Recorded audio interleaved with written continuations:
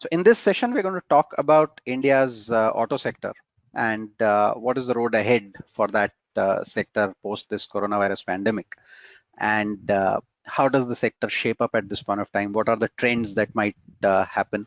What are the things that might impact the major happenings in this sector in the next few years? How's demand going to shape up? How's supply going to shape up? So all of those things we'll try and discuss and look at some data around that.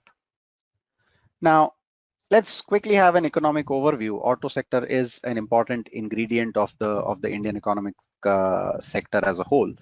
India's economy is expected to contract by 5 to 10% this year, right? It's an expected decline, and you would expect that next year would be a bounce. But in your sort of standard growth trajectory, there is going to be some permanent loss of demand that is going to happen this year, right? And that's not going to come back because that's gone basically, right? Also, to reach back the previous trajectory, it might take some time. That time could be to the tune of probably 3 to 4 to 5 years before we go back to our previous growth trajectory, because this is a sudden sort of full stop that has happened in a economy that was in real terms growing at about 5 to 7% each year. And then suddenly you see a minus 5% number, things become tricky. And to go back to the previous trajectory, you'll probably need A, significantly higher growth in subsequent years.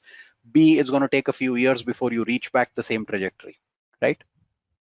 Credit growth will be slow or may be slow, and that would limit growth in the auto sector. Auto sector, uses a lot of credit in terms of the offtake for purchasing of cars and two-wheelers. So that's an issue.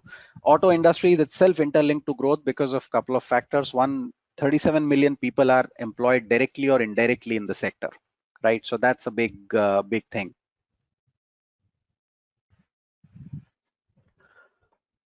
So that's about, a large chunk of India's workforce is directly or indirectly, sort of deployed or employed in this sector. And the sector contributes a substantial chunk of India's manufacturing GDP, right? Directly or indirectly, autos, auto components, demand driven because of the auto sector and so on and so forth. So it's an important sector, and it kind of is right in the middle of this storm at this point of time. And obviously, if people don't get out, they're not going to use vehicles, and if they're not going to use vehicles, they're also not going to need vehicles. So there's a sort of a vicious circle in which the sector has gone at this point. Even pre-2020, the sector's growth rate was slow, right? And it was slowing down. And there was, there were a variety of factors that were causing it. So economic growth rate in India was anyway going down. We were growing at 7%, and from there the rate had gone down to 5%, even before coronavirus hit us. There was a transition to BS6. The fuel efficiency norms had changed, and so April onwards the vehicles were to shift to BS6 mandatorily. And so consequently, there was a slowdown in people buying these vehicles because they believed that, let's wait out till the new model comes in. GST rates are high as per the industry, although in the previous regime before the GST, the effective tax rate was similar to what it is, but the industry says that GST rate should be lower. Insurance rates were higher, where the government had mandatorily put in a clause that you have to buy an insurance for a 5-year period, at least on two-wheelers. That was a big game changer. And saturation level in certain segments. So for example, two-wheelers, India's penetration had increased substantially because there were a lot of, people had purchased two-wheelers over the last many years, and there had been substantial sort of demand that had been catered to. So practically a lot of the people who had to buy a two-wheeler had already bought a two-wheeler in India, right? If you look at the numbers in terms of passenger vehicles historically, you'll see that there was a slowdown that was kind of impending, but this slowdown creates a little bit of a trouble for us because, so these are numbers in lakh unit. And for example, 2019, we did 22 plus 9 plus 2.2, which will be approximately about 34 lakh vehicles, 33 point something lakh vehicles would be there, right? Now, that was kind of a reasonable growth that was going on, but then suddenly we had a decline. And this decline was not just due to coronavirus, it was anyway happening, right? It's just that March was a hit, but even otherwise there was a hit that was happening. And if you actually look at the broader levels, the levels are close to FY15. We're broadly there, right? Between 15 and 16 somewhere is where we have gone to now. So we were selling approximately 19 and close to 26 lakh units here, and we sold about 27 odd lakh units here approximately. So that's, for all practical purposes, 5 years worth of growth kind of out of the window, right? So that's a problem that kind of was happening any which ways. And that gets aggravated by the set that this year the first quarter is practically a washout. So unless you have sort of pent up demand coming in, which we'll have to see, the overall number in FY21 is likely to be lower as well.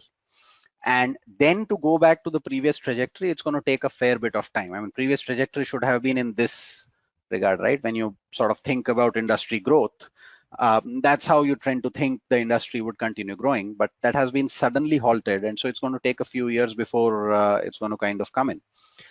Similar trends were visible on two-wheelers as well. I mean, two-wheelers, we practically in 2019 sold around 2 crore vehicles, slightly more than 2 crore vehicles.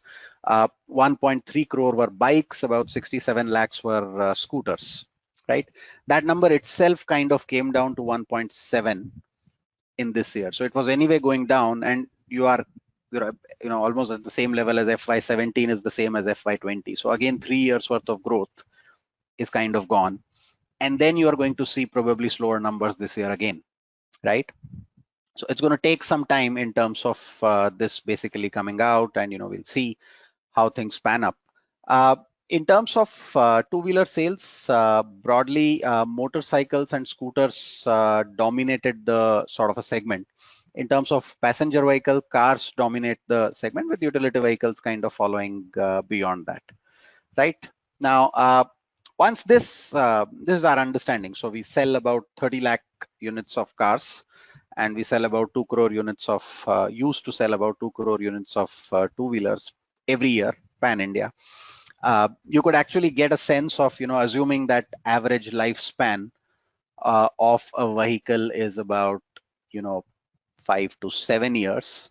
Practically, vehicles sold in the last 7 years would be in the market at this point of time. So you can get a sense of what is the broad penetration of each of these segments as well, if you add those up broadly, right?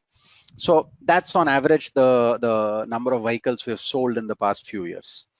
Now, what's happening on monthly trends, right? So if you look at monthly sales of passenger vehicles or four-wheelers and monthly sales of two-wheelers, that's been a little bit, if you look at these trajectories closely, there is a sort of a decline that was happening any which ways.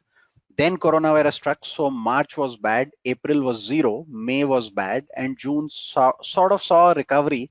But even within the context of previous months, you will see that June is probably one of the lower months that was recorded in the past many months that you've seen. Correct. Same is the scene with sort of cars, where you were seeing sort of a slow trajectory-led decline, and then it just fell suddenly. And for various reasons, that's absolutely going to happen. And that kind of created sort of a bottleneck for the industry to kind of restart again. If you look at quick market share analysis in India, the biggest market share in passenger vehicles, cars, four-wheelers, is with Maruti, 52% market share in FY20, and followed by Hyundai, Kia, Tata Motors, Toyota, all at small levels that are there. M&M at 7%. These are the major players who are there, right? For two-wheelers, if you look at it, you are going to see that your Hero MotoCorp is the largest player with 36% market share. And Honda, which is more scooter player, Honda Activa, is the second largest with 27%. Bajaj has about 12, TVS is about 14. This is overall two-wheelers. If we look at that, out of that 2 crore that was being sold, that was the broader contour of the market share that exists. So you could also kind of sense that who's going to take the biggest amount of hit in this case. So you also need to probably know that this is in scooters, So more urban in nature. This was in sub 125cc bikes. This is all, sort of discretionary, greater than 350cc bikes for Eicher. Bajaj Auto is a big exporter of bikes from India, right? So you can kind of get a sense of who gets impacted on a rural segment, who gets impacted on an urban segment. So this looks like more an urban issue. So consequently, I think your scooters will be hit, your premium bikes will be hit. But if the rural demand comes back, then guys like Hero should continue to do probably okay-ish, right? So that's something that is probably going to happen. Now, the other interesting things we need to understand is what's happening with the opening up of the economy. So there's a website called tomtom.com, which gives you traffic congestion levels. So at this point of time, the traffic levels, the blue dotted line that you see is previous year, same week, average concession in 2019. And the red one is sort of, previous week's congestion, and the red dotted line. And the red line is the live congestion for this week. So two interesting things. One, significantly lower levels as compared to last year, right, across the week. So clearly activity, this is in Mumbai, so clearly activity has not restarted. The second point is weekend traffic is close to nil, right? So unless absolutely necessary, people are not getting out of their homes, correct? So that affects some of the trends in general. China paints a slightly different picture. If you look at China's data or statistics at this point, they have more or less normalized across the weekdays. Weekends you could still see some sort of a challenge, but it's probably seems to say that if you can control the virus, then a few months down the line it should go back to where it should be, right? So that's basically the construct, um, which is probably why the stock market looks to kind of look at it in terms of probably a positive thing for the industry in general, that things should play out, right? Now let's look at points that we have to keep in mind when we understand this sector and try and understand what is good, what is bad with respect to this particular sector, right? Now, impact on the sector, remember, not necessarily impact in terms of our well-being in general. So lower GDP and economic growth has a negative impact on the sector. Lower vehicle miles traveled due to lockdown or work from home, the travel has reduced, so requires lesser maintenance, and consequently the impact on sector is less. In fact, the requirement of a vehicle itself is under question if you're going to work from home. Fewer accidents and repairs over this period. Traffic congestion is low. Traffic collisions have been lower globally, and consequently repairs have been lower. That's impacted the auto industry because a certain demand that used to come for replacement vehicles has not happened. And secondly, and interestingly, the auto component industry, which used to get a lot of after sales demand, has not kind of come to fruition, right? Decrease use or trust of public transport is a positive for the sector, because there, once it opens up, probably people are not going to be very comfortable going into the public transport, and so they might kind of go and look at buying vehicles, two-wheelers or four-wheelers in that context. Government stimulus should be a positive, but government stimulus will almost likely be followed only, it'll come only after you've seen substantial job losses. So consequently, that's a negative. People are kind of going to defer their purchase. There are other things that are going to happen as well. For example, the average life of a vehicle is probably going to increase because people are not going to replace vehicles immediately in the near term. They will kind of want to wait it out till things normalize before changing a vehicle, right? Uh, because the usage of vehicles is less, there's a sort of a benefit that accrues to people in the context of lower utilization of a vehicle, and so consequently less degradation, less depreciation, and you can technically use it for a longer period of life. So that's something that is probably happening as well. There are some other interesting trends that are also coming into this, purely because of how fundamentally things have started shaping up. Uh, Pre-owned cars have started seeing a demand, sort of resurrection. So this image is from Cars 24 and has been picked up from this news article. So if you look at your demand traffic recovery, right? So demand traffic is basically people who are going to the website saying, I want to buy a used car. Supply traffic is people who are going to the website and saying, I'm going to sell a used car, right? An existing car basically. And then overall business recovery is the actual transactions that take place. If you look at the website in the beginning of May, the levels were significantly lower, but post the end of May, beginning of June, once the unlock started basically, then the demand has actually gone through the roof, right? So this is for pre-owned cars. People are looking at trying to get sort of the sense of what is the price of a pre-owned car.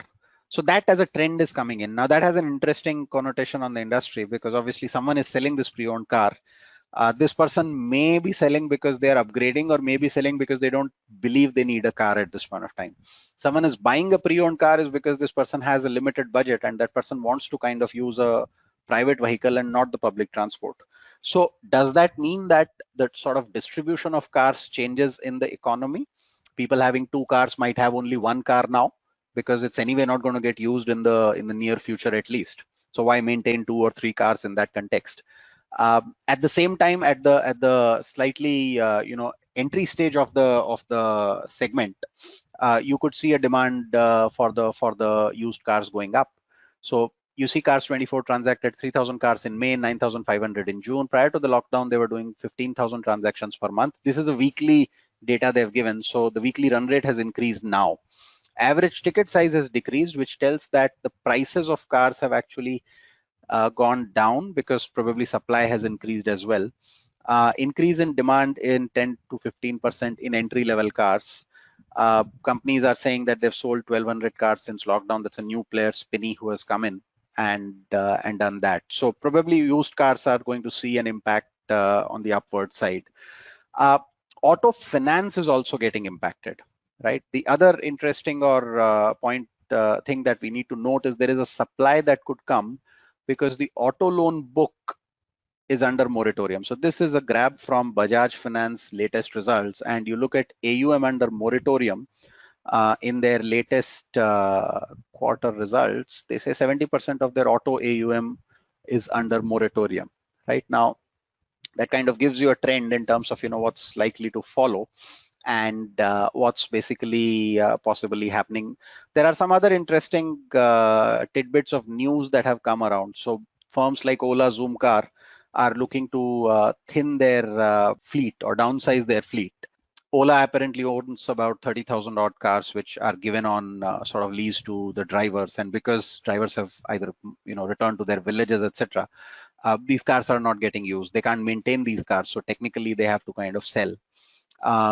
Moratorium, could basically alter auto finance dynamics. Auto finance is not so easy with so many used cars in the market now, because all these cabs would kind of come into the market once we realize that demand is not going to come back soon and work from home is going to be a reality. It's quite possible that a lot of the this car loan default kind of results in used cars coming to the market, which results in a fall off in demand for new cars that used to come from at least this segment, right? So the cab segment used to contribute significantly in the last few years. If you look at the growth rate of the last few years, a reasonable chunk of this growth rate was actually contributed by the cab segment growth in India, right? At least in the years between 2016 and 2019. And that has suddenly again shuttered to a sort of a stop at this point, which creates a little bit of a problem for the sector as we look at. Let's look at what's happening to the auto component sector as well. So, in the north part of India, auto component sector, players are operating at 15 to 20% of their capacity. Overseas demand seems to be picking up. So some countries have started opening up, and, especially the likes of European countries have opened up. So that's been a source of some respite. Issues of working capital in the auto component segment, largely due to outstanding receivables and non-availability of skilled and semi-skilled labor, right? You can't produce and receivables are outstanding.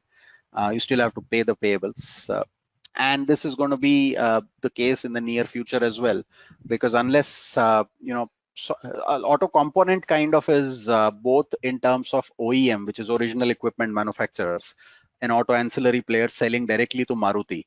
So whatever impacts Maruti is going to impact to this player as well. That's problem one. The second is a lot of this happens in used car or new car, the after sales market.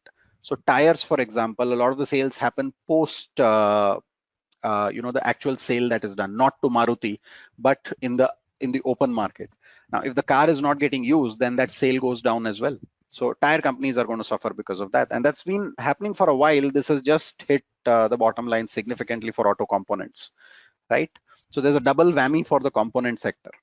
Now, to sum it up completely, basically it's a difficult time for the auto sector. It's unlikely you're going to see a revival pretty soon. It seems that there is going to be a period of a couple of years at least before things normalize. People are kind of not going back to work immediately. Work from home is becoming a reality, and consequently vehicle usage has declined. Given the economic stress, average usage life of vehicle may also increase. Right now, what that does is, of course, it necessitates the entire idea of why do you need a vehicle in the first place if you're not going to go to office or not going to use it for travel too much. So in a nutshell, the average usage life, if the average life of a vehicle was 5 years, that could probably go to 6 years till the time things normalize. There's going to be an increased demand for second-hand cars. That's going to happen. That's something that's already happening. Is that going to be a lasting trend? We'll have to see. But at least in the near term, that's going to impact the demand for new cars as well. Work from home may fundamentally alter demand dynamics, as we discussed. And a lot of the companies have actually come out and said that, they're going to work in this fashion.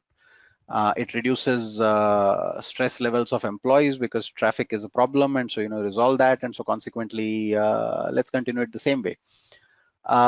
Different kinds of forces are acting on the industry, right? So too early to say whether negatives will outweigh positives or not, but it does seem like the next couple of years are going to be a little bit tricky. Sales of auto manufacturers are not going to go up significantly. Individual segments might do well. So for example, rural sales might do well post this entire push that government has given towards the agricultural segment and rural incomes and all of that. So those reforms might lead to better rural incomes, and so companies catering to only those segments are going to probably see sort of a benefit there. But overall, this looks like a fairly difficult time for auto manufacturers. Exporters are probably in a better shape. So someone like a Bajaj Auto is probably in a better shape. Your car manufacturers, those who are trying to create a hub in India that can start exporting outside India, should be in a better place.